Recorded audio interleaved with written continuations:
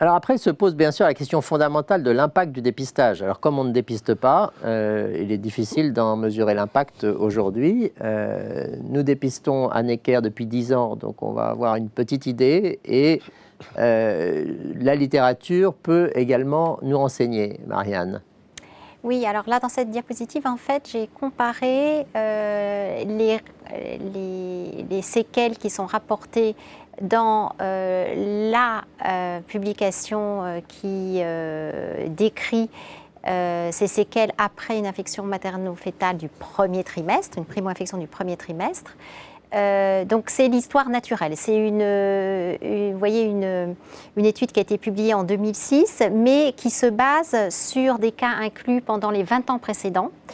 Et donc c'est aux États-Unis, c'est vraiment l'histoire naturelle, c'est-à-dire qu'il n'y a pas eu de sérologie maternelle, il n'y a pas eu de dépistage anténatal, et l'enfant est né infecté sans aucun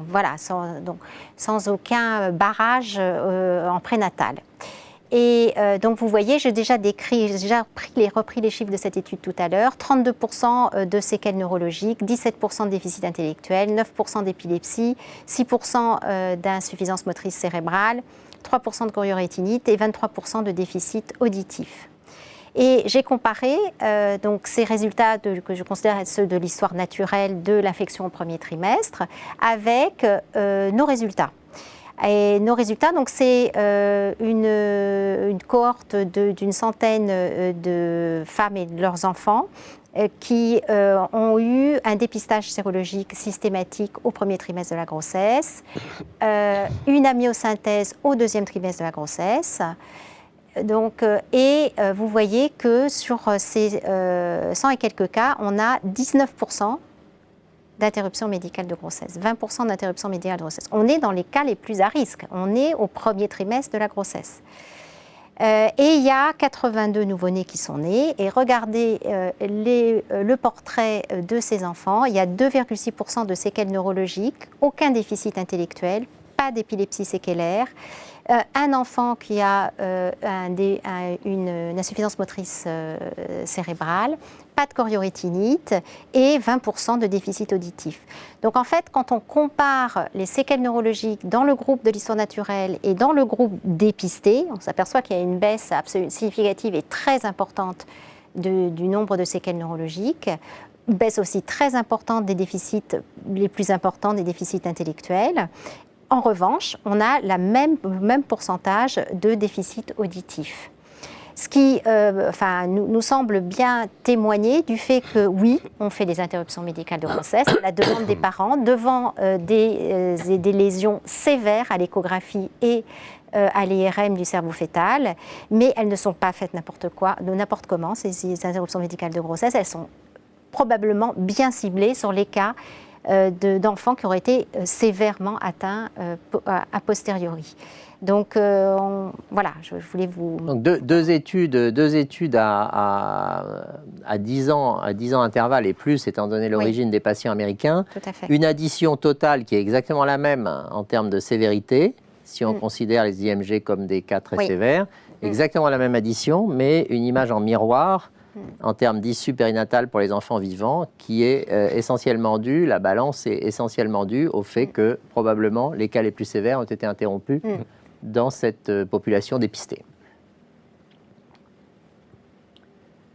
Et donc on peut penser au-delà d'un exercice futile de produire en 2 ans des recommandations qui sont les mêmes que celles existant il y a 16 ans sans tenir compte du tout de l'évolution de la littérature et des moyens de diagnostic et de pronostic, on peut penser que ces recommandations peuvent être encore plus toxiques qu'inutiles, puisqu'il semblerait qu'aujourd'hui, dans des populations très urbaines comme celle de l'Île-de-France, près de la moitié des femmes enceintes bénéficient, nous le mettons sans guillemets, il est probable que le HCSP le mettrait avec beaucoup de guillemets, bénéficie d'un dépistage prénatal, contre 19% en région. Est-ce que c'est votre impression également, Anne-Hélène, qu'il existe une discordance dans l'accès aux soins et à ce type de demande? Et quels sont les obstacles que vous avez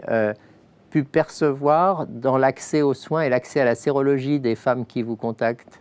Alors effectivement, il y a une vraie différence entre les personnes qui sont sur l'Île-de-France, qui ont pour beaucoup été dépistées très tôt pendant la grossesse, et des personnes qui sont sur le reste de la France, qui n'ont pas eu accès au dépistage et qui découvrent par d'autres biais l'infection à CMV. Et il y a vraiment une différence, et la plupart du temps d'ailleurs, c'est un fort débat sur les inégalités entre les régions.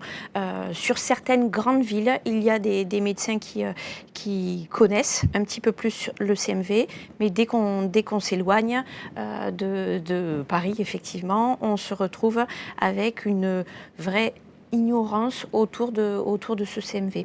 La deuxième partie de votre question? L'accès aux soins, l'accès à la sérologie, quand les femmes veulent éventuellement une sérologie? Elles se le payent pour un certain nombre d'entre elles, puisque les médecins n'étant pas informés sur le CMV, ne connaissant pas les séquelles potentielles, la réponse quasi systématique est de toute façon on ne peut rien faire, de toute façon il n'y a pas de traitement, donc à quoi bon faire cette prise de sang? Et donc nombreuses personnes se demandent d'elles-mêmes la sérologie sur les familles qui nous contactent. Et il y a eu un changement de nomenclature ou d'accès à la nomenclature pour ces différents tests. Quels sont-ils? Alors, je ne sais pas exactement, je n'ai pas fait d'enquête, mais c'est vrai qu'on a des retours des médecins et des femmes nous disant que leurs sérologies CMV ne sont plus remboursées. Alors, soit la première n'est pas remboursée dès la première, soit quand il y en a deux de demander parce qu'il y a un souci d'interprétation, quelque chose comme ça, la deuxième n'est pas remboursée. Ça a l'air de dépendre des caisses de remboursement. Je n'en sais pas plus. Je pense que ça s'appuie sur la nouvelle nomenclature des actes biologiques qui a été publiée il y a quelques mois, ou presque un an maintenant, qui stipule que la sérologie CMV ne doit pas être faite de façon systématique pendant la grossesse et ne doit être faite que ciblée sur des femmes enceintes qui ont des soucis, des signes, des symptômes compatibles ou qui sont porteuses d'un fœtus qui peut avoir des signes échographiques en faveur de cette infection. Si bien que je pense que les caisses de remboursement interprètent ça comme, s'il y a une sérologie, bon, encore ça peut passer, mais deux sérologies, c'est vraiment pas possible. Donc je pense qu'il y a du coup une certaine hétérogénéité et un certain flottement à ce sujet, mais auquel les recommandations du Haut Conseil, évidemment, ne sont pas étrangères. Et donc, aujourd'hui, une sérologie CMV, le prix, c'est 50 €? Alors, le prix, c'est... J'ai peur de vous dire une bêtise, je ne sais pas par cœur, mais c'est plutôt 35 €, je dirais. 35 €. Et on a étendu récemment à 15% de la population des femmes enceintes un dépistage non invasif de l'ADN fœtal circulant dans le sang maternel qui coûte 400 €. Et on propose ça à 15% des femmes enceintes pour lesquelles le risque est de, en gros, 1 sur 1000.